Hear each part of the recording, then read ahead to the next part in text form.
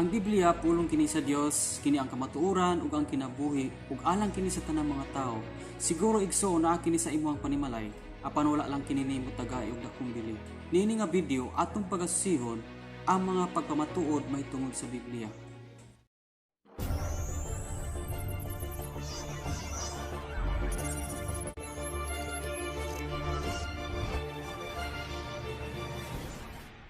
Ang Biblia ang pinakadaghang na-produce nga kopya sa tibuok kalibutan ug wala pa laing libro nga nakatupong niini.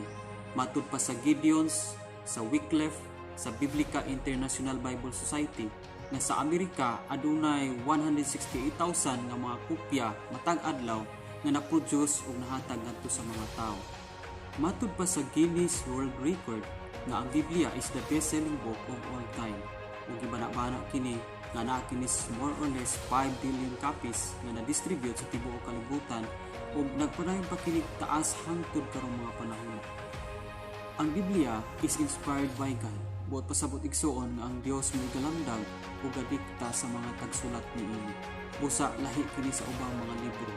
Ug more or less 1,600 years ang pag-compile sa tibuok Biblia gikan sa daang kasabutan ug ngadto sa bag-ong kasabutan from 1500 BC to 100 AD. So ang pangutana, kinsa gyud ang utor sa Biblia? Simple igsoon nga lain kung dili ang atong buhi ng Dios. Pero doon na siya gigamit ng mga tao na maisulat sa iyang mga pulong. Doon na siya gigamit ng mga propeta, na siya gamit ng mga hari, mga pare, mga mangisda, mga magbalantes karnero, doktor, ug uban pa. Doon na sila nagkalaing-laing status sa kinabuhi, o doon na sila nagkalaing-laing lugar nga ilang gipuy-an. O ang pagsulat sa Biblia nalangkob kini sa tulo ka kontinente sa tibuok kalibutan, sa kontinente ng Asia, sa kontinente ng Europa at sa kontinente ng Africa. So sa unsa mang paagi nga nasulat nila ang Biblia nga katong mga tawhana wala may mga eskwelahan sagad ug wala may mga kabangkaagan sa kinabuhi ug mao may gigamit sa Dios. So una diha mutungha ug mosulod kining gitawag og revelation o sa Bisaya pa gipadayag. So niini ang Dios mudikta sa mga tagsulat pinaagi sa iyang pagpadala sa mga anghel ngadto sa mga writer o pinaagi sa mga damgo o mga panan-awon. Buhat kini sa Dios ug dili kini buhat sa tao. Ikaduha kini gitawag og inspiration. Niini ang Espiritu Santo sa Dios o konsad sa mga writer aron tudluan sila kung unsa ang ilang isulat aron nga walay sayo o puro insakto ang sulat nila sa Biblia. O pinaagi po sa ilang experience o kasinatian nahimong testimony sa ding konsad kanila ang Espiritu Santo ug ilang kining sulat. Kabalo ba mo maigsoon nga sa wala pa na-compile ang tibuok Biblia, wala kini chapters ug wala pud kini verses. So sa una gitawag lang nila og linukot nga basahon. So halos walay space ang kada litra nga imong mabasa. Si Stephen Langton, siya ang tao nga nakadivide sa tibuok Biblia from Old Testament to New Testament into chapters or kapitulo sa panahong 1228 AD.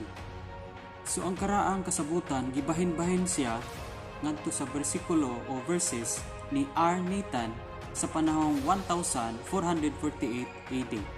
Ug ang bagong kasabutan, gibahin-bahin siya into verses or bersikulo ni Robert Stephanos sa panahong 1551 AD. Mga kaigsuunan, nabuo ang tibuok Biblia nga aduna nay bersikulo o aduna nay kapitulo o gitawag ni Geneva Bible sa panahong 1560 AD. Salamat sa itong buhi nga Dios na aduna siya gamit ng mga tao aron mabuo ang tibuok Biblia gikan sa karaang kasabutan ug ngadto sa bag-ong kasabutan. Ang Biblia aduna kini gitawag og panagna o prophecy. Prophecy means history written in advance. Ang nakanindot sa Biblia mga kaigsuonan kay aduna kini mga panagna nga nahitabo na. Apan duna pa kini wala pa nahitabo nga nakasulat na. Sa Biblia adunay 3,200 ka mga bersikulo nga mga panagna nga nahitabo na. O duna pa kini 3,100 ka mga bersikulo nga nakasulat ng daan nga wala pa nahitabo. Ang mga panagna nga nahitabo nagpamatuod kini nga ang Biblia tinuod ug walay sayo. Ang nakanindot sa Biblia kay kung unsay ang gipanagna mahitabo kini sa unahan.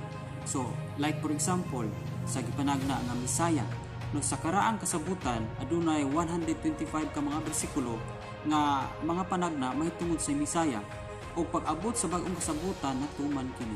Ang nakanindot sa Biblia mga igsunan, kani ray libro nga makausog sa tao. Matud pas panultihon, we cannot change the Bible, but the Bible can change us. Daghang mga tao nga giusog sa Biblia igsuon.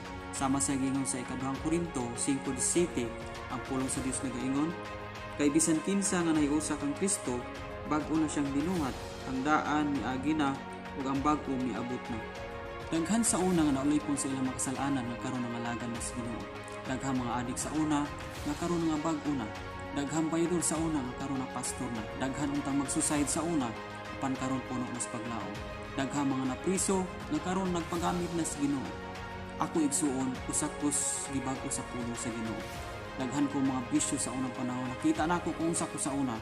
Apan salamat sa pulong sa Ginoo nga mo'y nagwagtang sa tanan akong mga bisyo ug karon nagpagamit na ko sa Ginoo. Yun ani kagamanan ang pulong sa Dios mga igsuonan. Kayang usbon ang dili mausob nimo sa imong kinabuhi. Pinaagi sa pulong sa Dios mao ni ang makausob sa tanang prinsipyo sa atong kinabuhi. Munang salig sa Dios kung nakay Biblia igsuon, challenge na ko sa imuha, basaha kini o pamalandungi kung unsa ang gisulti sa pulong sa Dios.